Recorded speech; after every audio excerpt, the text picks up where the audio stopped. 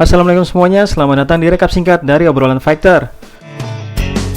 Sepertinya 1 Agustus kemarin adalah hari besarnya MMA, karena ketiga promotor terbesar di dunia benar-benar menarik perhatian, khususnya para fans MMA di Indonesia, seperti pertarungan di Bellator, UFC, dan One Championship.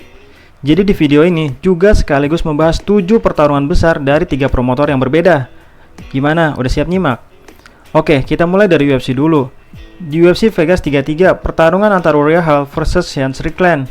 Oh ya, sempat ada yang nanya, Bang, arti 33 itu apa? Jadi, selama pandemi ini, UFC telah membuat pertarungan tanpa penonton. Nah, lokasi yang tepat adalah UFC Apex, yang letaknya di Las Vegas. Jadi semenjak itulah ada yang namanya UFC Vegas. Dan ternyata pandemi ini masih ada, sehingga UFC Vegas tetap ada, hingga UFC Vegas 33. Nah, sekarang kita bahas pertarungannya. Uriah Hall dari awal memang sempat menjadi underdog, alias secara bursa taruhan kurang diunggulkan. Fans lebih yakin Sean Strickland yang akan menang, dan ternyata benar. Hanya saja Sean Strickland tidak mengubah gaya bertarungnya sama sekali, yaitu tidak ada tekanan sama sekali. Yang Sean Strickland lakukan hanyalah menjawab setiap Uriah Hall menyerang. Jadi dari awal, Uriah Hall terus mencoba melakukan serangan, tapi selalu dibalas dengan 1 atau bahkan 3 serangan. Walaupun Uriah Hall lebih berimbang, yaitu menyerang kepala, bodi, dan kaki, tapi Sean Strickland ternyata hanya berfokus pada satu titik, yaitu kepalanya Uriah Hall. Dan Uriah Hall seperti mulai berkurang pandangannya, hingga mudah jatuh, dan langsung di dalam posisi berbahaya.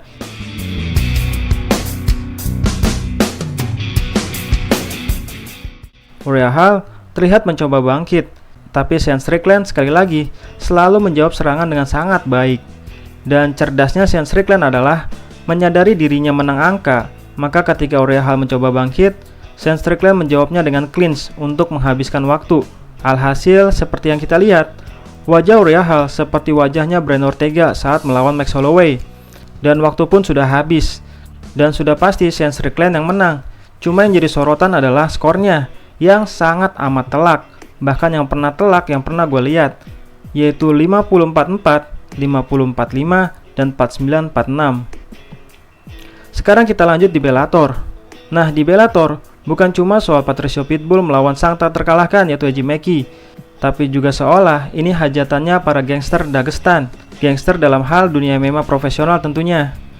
Hampir semua gangster Dagestan ada di event ini, mungkin hanya kurang Islam Makhachev. Dimulai dari quarter prelims, pertarungan di kelas featherweight. Akhirnya kita bisa melihat seorang Zabit Magomedsharipov yang ternyata sedang mengantar adiknya bertarung, yaitu Hassan Magomedsharipov yang akan melawan Jonathan Quiros. Hassan Magomedsharipov datang dengan rekor sempurna, yaitu 5 kali menang dan belum pernah kalah. Dan ini adalah debutnya di Bellator, dan ternyata berbuah sangat manis. Seperti gaya bertarung para fighter Dagestan lainnya, yaitu menjatuhkan lawan untuk mengunci tubuh lawan, lalu dihajar sejadi-jadinya. Jonathan Quiros benar-benar tidak bisa menjawab dominasi dari Hassan. Terus dikunci hingga akhirnya Hassan menang via TKO di ronde kedua. Dan rekor Hassan pun menjadi 6 kali menang dan tak terkalahkan. Pertarungan selanjutnya di kelas lightweight, dari Gazi Rabadanov melawan Daniel Carey. Ini juga merupakan debutnya bagi Gazi Rabadanov, karena sebelumnya adalah fighter jebolan Eagle Fighting Championship, yaitu promotor milik Khabib Nurmagomedov. Bahkan Gazi Rabadanov sudah ikut sebelum promotor itu dibeli oleh Khabib, yang waktu itu bernama Gorilla Fighting Championship. Oh ya, Gazi Rabadanov ini adalah praktisi combat sambo. Di dalam pertarungan, seperti para fighter Dagestan lainnya, yang lebih sering mengandalkan counter striking. Dan ketika Daniel Carey melakukan low kick, rupanya Gazi Rabadanov melihat Daniel Carey tanpa pertahanan, dan langsung berinisiatif melakukan hook dengan sangat keras, hingga Daniel Carey pun tertidur, dan wasit pun menghentikan pertarungan. Gazi Rabadanov pun dinyatakan menang via KO di menit ketiga di detik 57.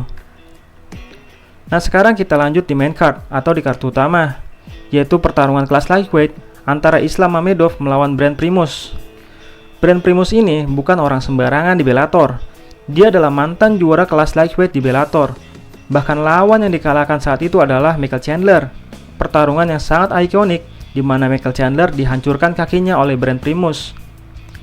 Ya, walaupun di pertarungan berikutnya Brent Primus kalah untuk pertama kalinya dalam karirnya, saat dalam partai balasan melawan Michael Chandler dalam pertahanan gelar kelas lightweight Bellator. Dan rupanya Islam Mamedov memberikan kekalahan kedua bagi karir Brent Primus.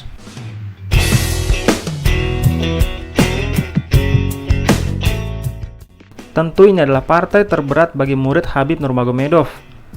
Dalam pertarungan, Islam Mamedov bahkan hampir diarmbar Brent Primus, karena memang Brent Primus adalah sabuk hitam Brazilian Jiu-Jitsu, dan kebanyakan kemenangannya pun adalah via submisi. Oh ya, ini adalah debutnya Islam Mamedov yang sebelumnya membawa rekor 19 kali menang dan hanya 1 kali kalah dan 1 kali imbang. Karena keduanya bertarung sangat sengit, alhasil para juri pun beda pendapat, yang artinya Islam Mamedov dinyatakan menang via split decision. Pertarungan selanjutnya lagi-lagi di kelas lightweight. Kenapa gue bilang lagi-lagi? Karena suatu saat nanti akan ada pertarungan antara fighter Dagestan melawan fighter Dagestan juga. Kali ini adalah pertarungan antara Usman Nurmagomedov melawan Manny Muro. Rupanya tidak seperti debutnya waktu itu, di mana Usman selalu menghindar untuk bertarung di bawah. Namun kali ini justru Usman lebih lengkap. Usman kini lebih dulu melakukan takedown dan langsung mendapat punggung Manny Muro dan sangat mendominasi, dan ketika Manny Muro mencoba lepas, rupanya di sini letak ngerinya fighter Dagestan, yaitu langsung membalas dengan takedown dan disambung dengan pukulan bertubi-tubi hingga wasit menghentikan pertarungan. Usman pun dinyatakan menang via TKO di ronde pertama hanya dalam waktu 3,5 menit.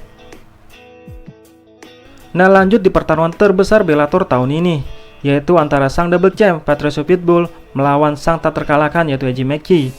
Menurut gue ini adalah pertarungan yang paling sulit ditebak hasilnya, karena secara latar belakang keduanya punya track record bagaikan dewanya Bellator, terutama Patricio Pitbull yang seolah kehabisan lawan di Bellator. Namun ternyata malam itu adalah pelajaran besar bagi Patricio Pitbull. Patricio Pitbull tidak bisa menjawab kombinasi yang amat cantik dan sangat cepat dari AJ McKee, sangat cepat. Terutama ketika Patricio Pitbull hancur dengan head kicknya AJ McKee. Dengan fight IQ yang sangat tinggi, AJ McKee langsung berinisiatif melakukan banyak sekali tinju, hingga Patricio Pitbull pun terkapar. Dan ketika Patricio Pitbull bangkit, langsung disambung dengan standing guillotine choke. Dan terlihat sangat Patricio Pitbull langsung lemas tak berdaya, membuat wasit meyakini bahwa Patricio Pitbull kalah. Dan akhirnya AJ McKee mendapatkan hadiah $1 juta dalam pertarungan di Grand Prix Bellator ini. Pertarungan selanjutnya dari One Championship yang digelar langsung di Stadion Indoor Singapura. Pertarungan antara mantan juara kelas middleweight One Championship bahkan 3 kali mempertahankan gelarnya, bahkan sempat tahun 2017 bertarung di Jakarta, yaitu Aung La Ensang melawan Leandro Ataides. Dalam pertarungan sebenarnya imbang, bahkan sempat didominasi oleh Leandro. Namun karena sekarang ketahanan pukul Aung La makin kuat, alhasil ketika Aung La melepas clinch-nya, Aung La langsung menghabisi Leandro dengan combo strike-nya hingga Leandro terkapar. Dan Aung La pun dinyatakan menang via KO. Itu artinya Aung La akan maju lagi untuk merebutkan gelarnya yang direbut oleh fighter tak terkalahkan dari Belanda, yaitu Reiner de Ridder. Nah, itulah rekap singkat dari obrolan fighter. Gimana, jagoan kalian menang nggak? Silahkan tulis di kolom komentar ya. Terima kasih.